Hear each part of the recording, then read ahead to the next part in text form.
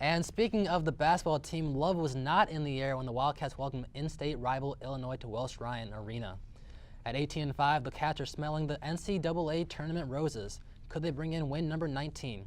Out to Welsh Ryan we go. The Cats gearing up for a big-time game against the Fighting Illini. After a nice post entry from Isaiah Brown to Derek Pardon, Pardon seals off his defender and slams it down with authority. Send it in, big fella. A little bit later now, Vic Law on the fast break. He swoops in from the wing and throws it down. Mama, there goes that man. Game tied at half, 28-28. A little bit later now, Vic Law drives but has the ball pickpocketed by Malcolm Lee, who goes down the court, finds an open. Jalen Coleman lands for the layup. 55-53 Illini. A little bit later now, B-Mac drives baseline and delivers a dime to Law in the corner and splash. Look at the flick of the wrist. The Cats are on the comeback trail. A little bit later now, B-Mac uses the Pardon screen, plays a little two-man game, spots up for three, and kaboom.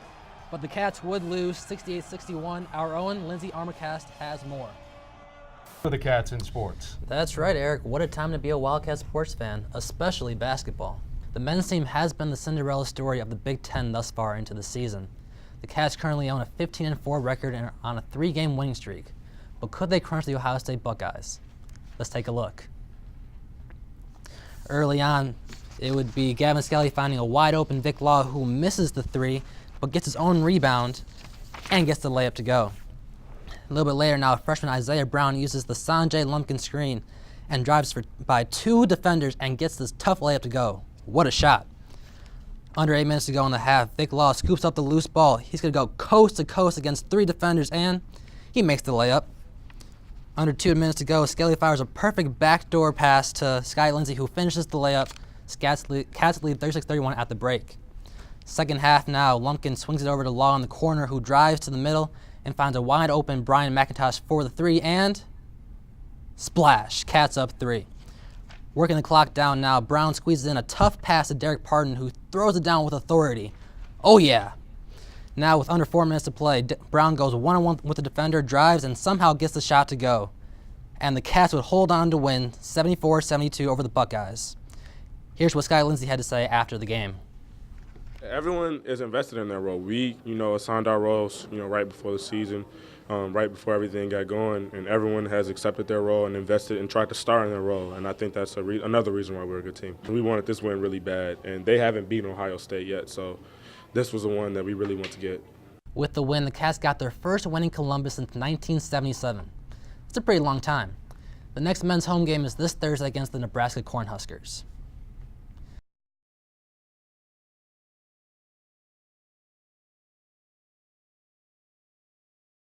Terrapins came into a boisterous Welsh Ryan Arena and silenced the Northwestern Wildcats, beating them 74-64 Wednesday night. Wildcats struggled most of the game with their rhythm, shooting just 39% from the field, including 13 of 23 from the free throw line. And, tough loss for us. I thought Maryland played really well tonight. Thought Trimble was fantastic. It's as good as I've seen him play, and he's played a lot of good games, so that's saying something. But we just could never really get anything going. I thought we had open shots early that we missed. Maybe I'm not sure what it was, but I just thought we were a step slow to everything tonight. I thought they were a little bit quicker. Their movement, the way they were cutting, their defense. I just thought they outplayed us tonight. The Wildcats next play at home on Saturday against the Rutgers Scarlet Knights at 5 p.m.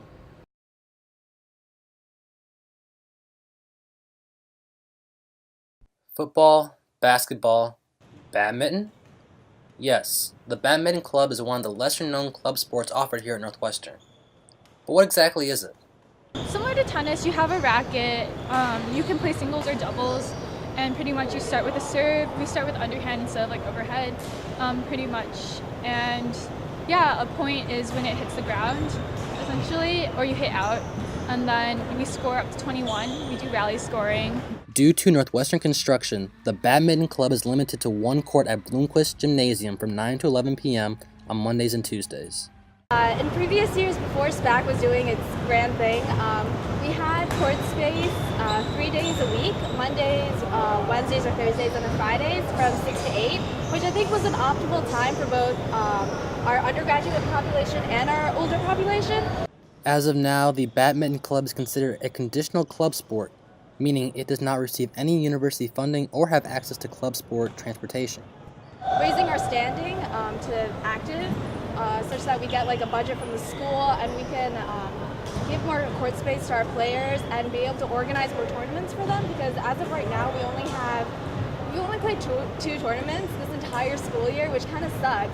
In addition to exercise, the badminton club helps create space for Northwestern's high-speed academic curriculum. Badminton is just a great way to expend some like stress or frustrations at my really suffering grades right now. For NNN Sports, this is Evan Denton reporting. Max, I tried my best, but I soon realized I should stick to broadcasting. College can come at you faster than you expect, and nobody knows that better than freshman Aubrey Roberts. Only on campus for about 6 months, Roberts is set to become a Northwestern cross-country trailblazer internationally in Uganda this March. Freshman Aubrey Roberts has been quite the whirlwind since high school ended. Just less than 12 months ago, Roberts, the soft-spoken girl from Eau Claire, Wisconsin, was thinking about which prom dress to wear. Now, with the help of her teammates, she is hurdling the new challenge of college cross-country. It's been a really new and different transition, but it's also been a great new chapter of my life. It's fun to meet all my teammates and friends, and the new coaches have been great. The teammates in general have been awesome. It's really fun to actually have people to run with, have people to push you in your workouts. So it's inspiring to see everyone else who's working really hard and trying to do the same thing. So far this season, Roberts has placed second at Junior Nationals and has been named to Team USA for the World Championships in Kampala, Uganda, making her the first Wildcat to accomplish such a feat. In the eyes of head coach Ahavala Haynes, is Roberts' work ethic that separates her from the competition. Her work ethic is, it's what you want. You want somebody who is competitive at the right times. She is diligent about her paces and her directives towards running. She is somebody who is going to be really communicative, which is awesome. It helps with how we manage her training days, how we manage her recovery days, really the type of work ethic that any coach really wants. Regardless of how she finishes in Uganda, Roberts has cemented herself into Northwestern cross-country folklore. Just go out and try my best. I don't really know what to expect, what the course or the place is going to be like, but I think we've been training hard and hopefully the hard work will pay off. So it's hard to wrap my mind around that I'm actually going, but it's really exciting and I'm so glad to have the opportunity. For most people, walking on ice can be quite a difficult task, but the Northwestern Purple Line figure skating team makes it look like a piece of cake as they glide across the ice. And for that, the Purple Line is this week's Sports Night Spotlight. 5, 6, 7. What do you get when you cross a Wildcat with ice? Answer: the Northwestern Purple Line. And this week's Club Spotlight went on the road to catch up with the Ice Queens. We're a synchronized skating team, which means that we really pride ourselves in having great lines, really tight, controlled lines, blocks, things when we do. And really we strive to be in unison and at all times in cohesion. For members like Evelyn Metrick, the Purple Line offered a chance to rekindle a lost childhood passion. I thought I was never going to come back, and then I met the girls here on the Northwestern team. They were all so nice, and it really brought back the sense of team that I was missing. Due to scheduling conflicts, the Purple Line has to travel to nearby Niles for Sunday night practices around 11 p.m. The fact that we get to have this sort of late night get together at an ice rink that's pretty much empty with 8 other really awesome, inspiring and talented skaters is really refreshing, and I kind of leave everything that isn't ice skating off the ice. For Sherry Gordon, the close-knit Purple Line feels like a family.